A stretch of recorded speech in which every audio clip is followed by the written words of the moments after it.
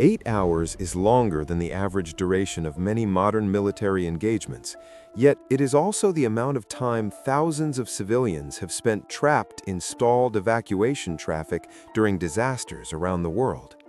This is the life story of a moment that feels ordinary at first, a line of vehicles on a highway, and becomes something else entirely when survival begins to depend on the decision of whether to stay inside the car or step outside it.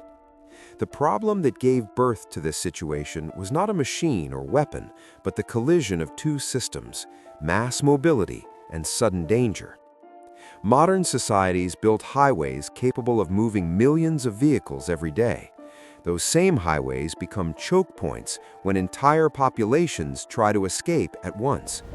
A lesser-known fact is that the interstate highway system of the United States was designed primarily for economic transport and military logistics, not for simultaneous evacuation of large metropolitan populations.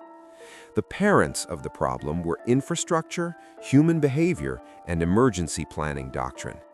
Cities grew rapidly after the middle of the 20th century. Suburbs expanded. Car ownership increased dramatically. By the early 21st century, the United States alone had more than 280 million registered vehicles. A lesser-known fact is that evacuation modeling studies have shown that even well-planned highway networks cannot move more than about 15 to 20% of a metropolitan population per hour during peak evacuation. Early decisions shaped everything that followed. Highways prioritized speed and capacity during normal conditions, rather than redundancy during emergencies. Few alternate routes existed in many regions.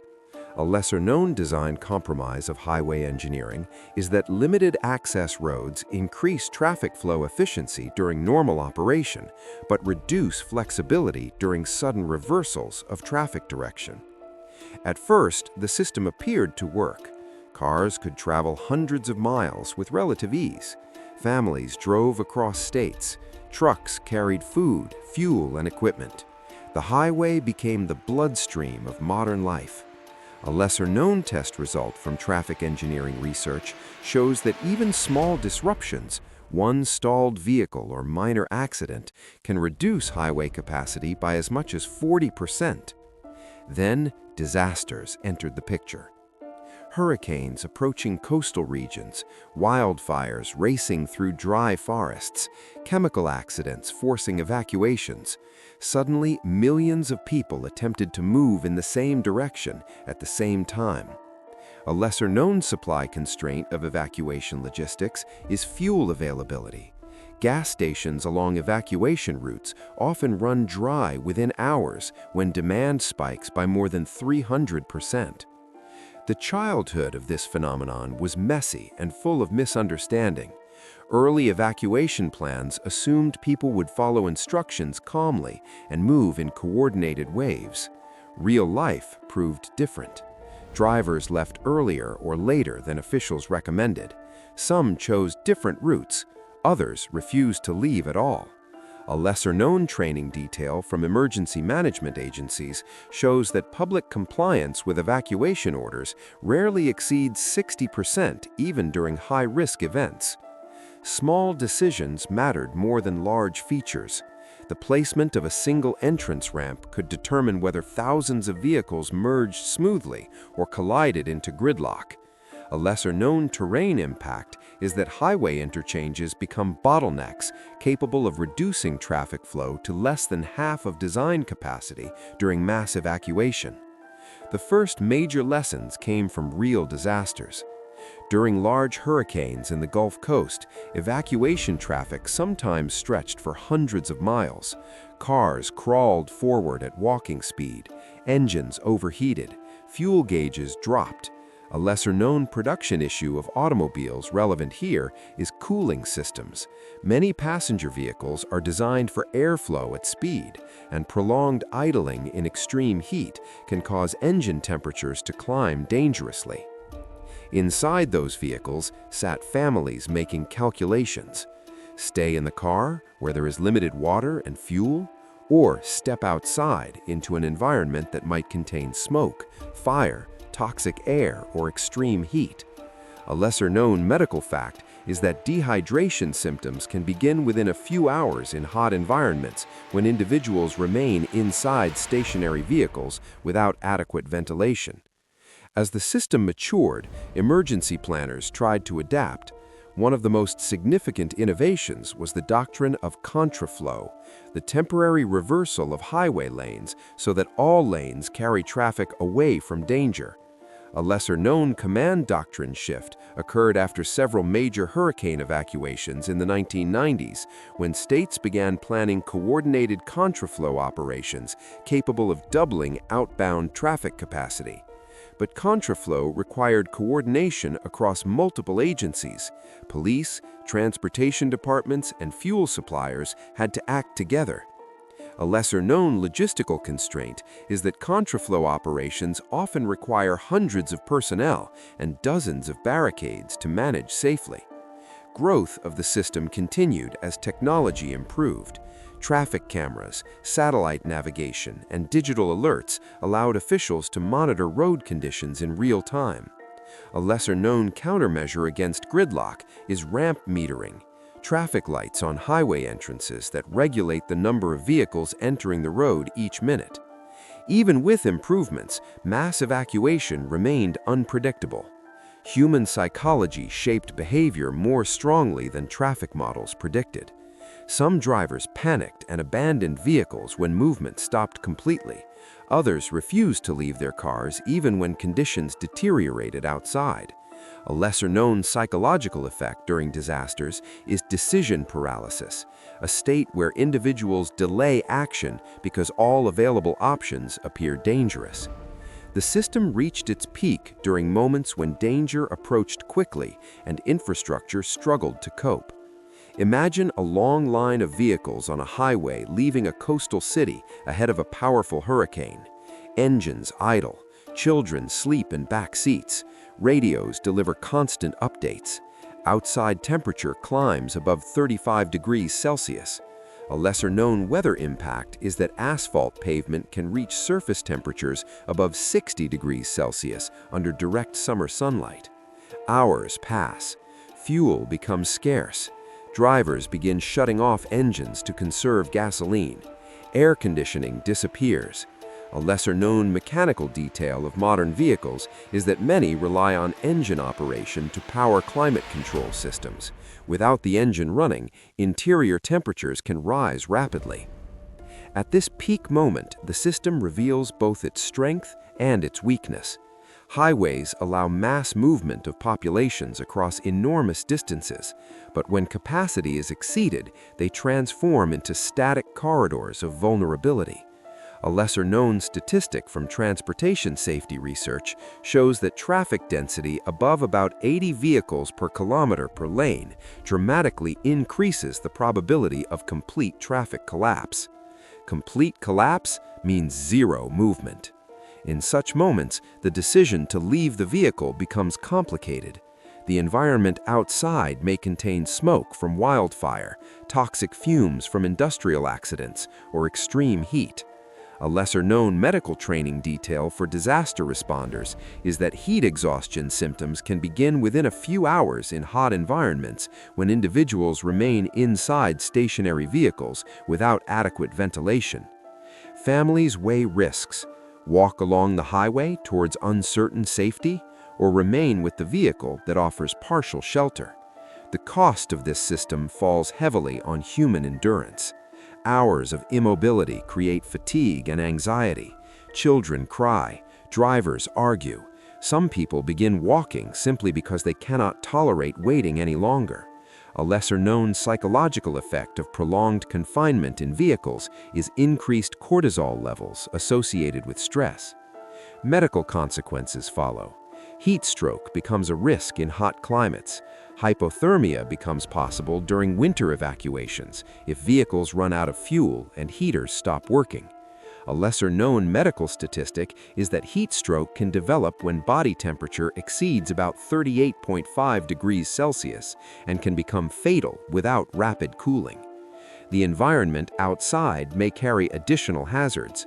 Wildfires produce smoke containing fine particulate matter capable of penetrating deep into lungs. Chemical spills release gases that spread unpredictably with wind. A lesser-known environmental fact is that certain industrial chemicals heavier than air can accumulate in low-lying areas, making ground-level evacuation routes particularly dangerous. Inside vehicles, people attempt improvisation. Windows crack open slightly for airflow. Water bottles are rationed carefully. Some drivers share supplies with neighbors. A lesser-known battlefield-style improvisation seen in evacuations is the use of wet cloths over faces to reduce inhalation of smoke particles. The psychological weight of waiting grows heavier with each hour. Information becomes critical. Radios, phones, and roadside message boards shape decisions. A lesser-known communication constraint during disasters is By the 8th hour of a stalled evacuation, the average driver has already burned enough fuel to travel roughly 40 to 60 kilometers under normal highway conditions. This part of the story follows what happens after that point, when the line of vehicles has been stationary so long that the system of escape begins to behave like a siege rather than transportation. The early engineers of modern highways never imagined this moment clearly. Their calculations assumed continuous motion. Traffic density, speed, and fuel consumption were modeled around steady travel. A lesser-known design compromise in early highway planning is that emergency shoulder widths were optimized for broken-down vehicles, not for large numbers of pedestrians or stationary traffic extending for kilometers. Once vehicles stop moving entirely, the road stops behaving like a road. It becomes a temporary settlement of metal and glass stretching across the landscape. Drivers open doors, step out briefly, exchange information with neighbors. A lesser-known psychological effect of extended traffic confinement is time distortion, where individuals lose accurate perception of how long they have been waiting. At first, the body tolerates the delay. Seats provide support, air conditioning regulates temperature, radio voices create a sense of connection to the outside world. A lesser-known medical detail is that prolonged sitting, more than 6 hours without movement, can significantly reduce circulation in the lower legs, increasing risk of swelling and fatigue. Small routines develop. Drivers restart engines every hour to cool the cabin. Some rotate seats so passengers can rest. Others distribute snacks meant for a short trip, but now stretched into an entire day. A lesser-known supply constraint during evacuations is that many families carry less than 1 liter of drinking water per person in their vehicles. As sunlight climbs higher or darkness falls again, physical conditions begin to change. The temperature inside vehicles fluctuates dramatically depending on weather. In summer heat, parked cars can warm quickly once engines are turned off. A lesser-known weather impact is that the interior temperature of a closed vehicle can rise more than 15 degrees Celsius above outside temperature within 30 minutes under strong sunlight. Drivers adapt as best they can. Windows open slightly. Clothing layers come off. Some move outside briefly to cool down. But stepping outside introduces new risks. Highways were never intended to host large numbers of people walking along lanes designed for fast traffic. A lesser-known terrain detail is that many highway shoulders contain loose gravel and drainage grooves that increase the risk of slipping during long walks.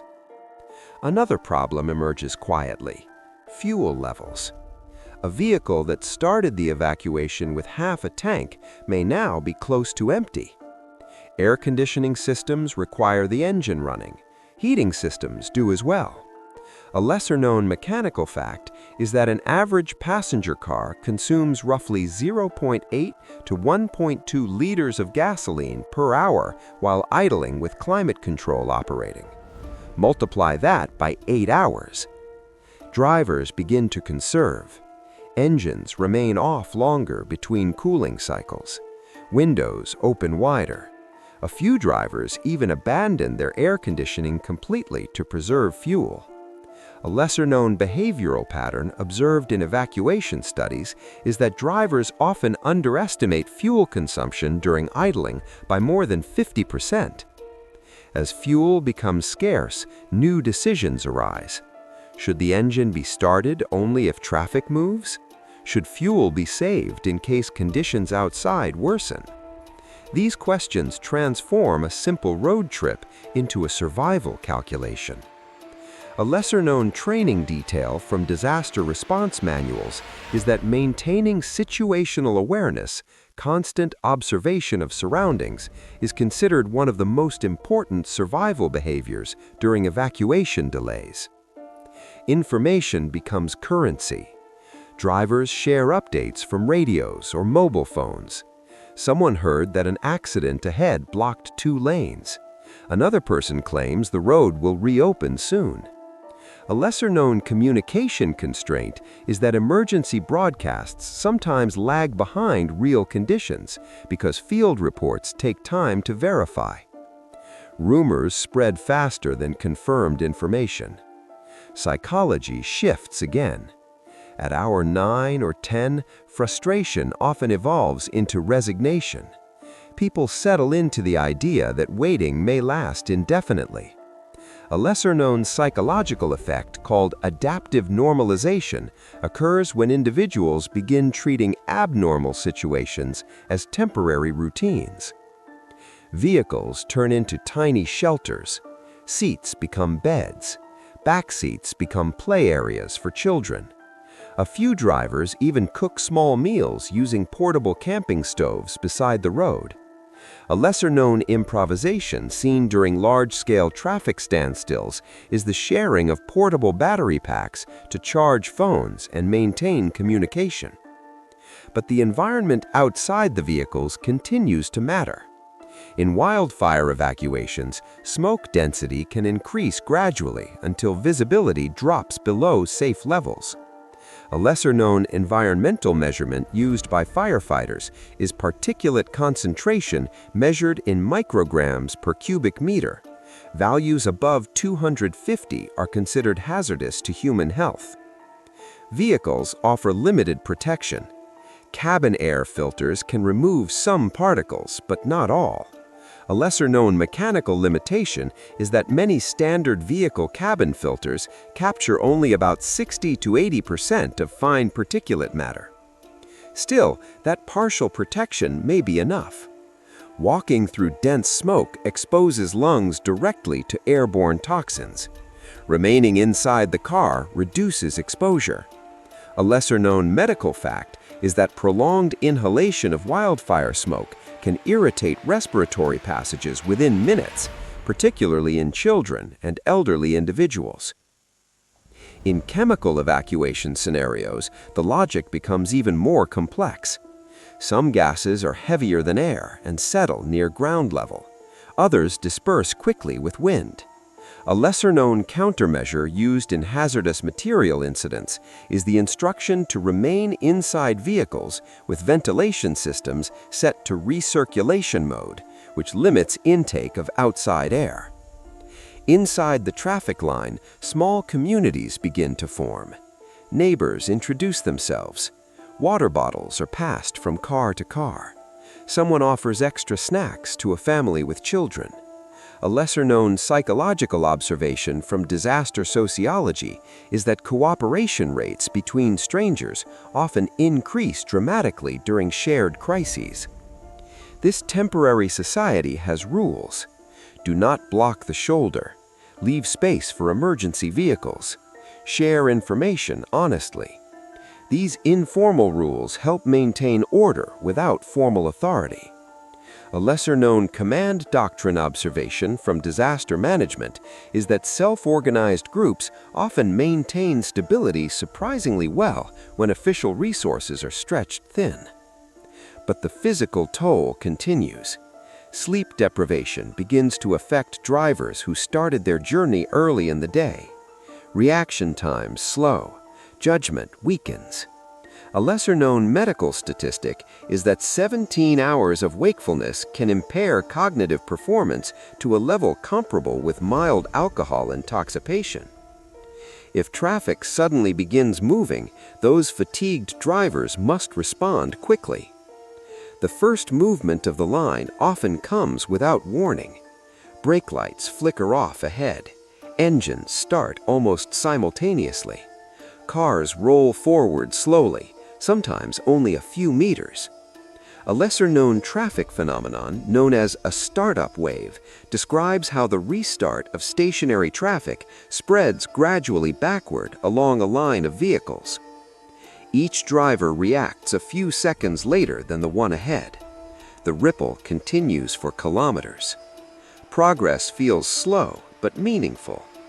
People re-enter vehicles if they had stepped outside. Doors close, seatbelts click. A lesser-known training point in highway safety campaigns is that standing outside vehicles during heavy traffic increases risk of injury if movement resumes suddenly. Gradually, the speed increases, from 0 to 5 kilometers per hour, then 10. The change feels dramatic after hours of stillness. A lesser-known traffic engineering statistic shows that congestion begins to dissolve rapidly once speed rises above roughly 25 kilometers per hour. Space appears between vehicles again. Airflow cools engines naturally. Drivers relax slightly. The moment carries relief, but also reflection. Hours earlier, the idea of leaving the vehicle may have seemed attractive, but those who stayed often realized their cars provided essential